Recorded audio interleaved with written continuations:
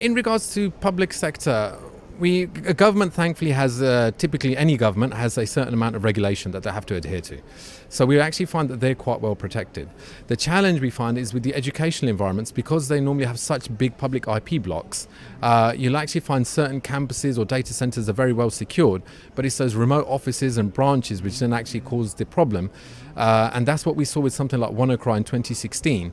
We saw a national healthcare get affected, and we saw the educational organizations get affected because the malware itself or the exploit was targeting SMB Windows exploitable internet exposed SMB shares. So when you first think about internet exposed SMB shares, you think, well, surely no one's actually doing that. And especially if you look at government, healthcare or public educational environments, you'd think, well, there's no way they'd actually do that. And yes, at their core data centers, at their main sites, they're very well protected. But because these guys have had such huge public IP spaces historically, you'll actually find it's that old Windows 95, XP, Windows 7 machine in some remote office that someone's forgotten about, that's sitting directly on the internet without any type of firewall.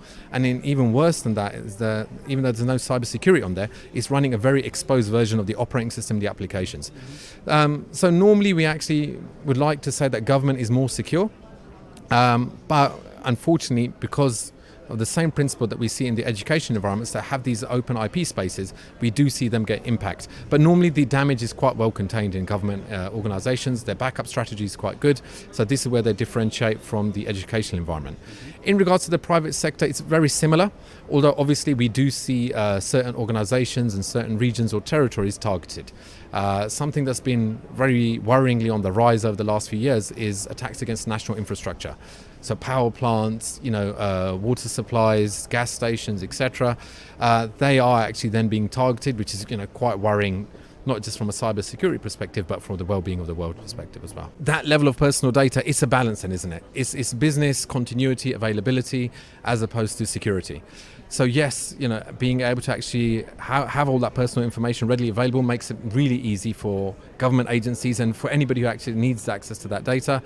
But then the downside of it is all that information, in one readily or small, ready available chunks of data itself.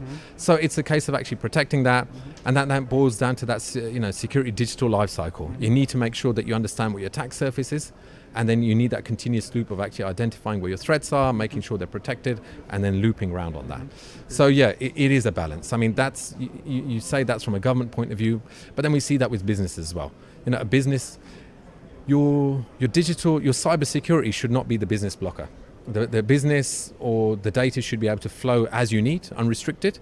But then you actually need the actual cybersecurity, obviously, to keep a wrap around that, but it shouldn't be a restrictive wrap. So it is a balance, it's a never-ending balance there.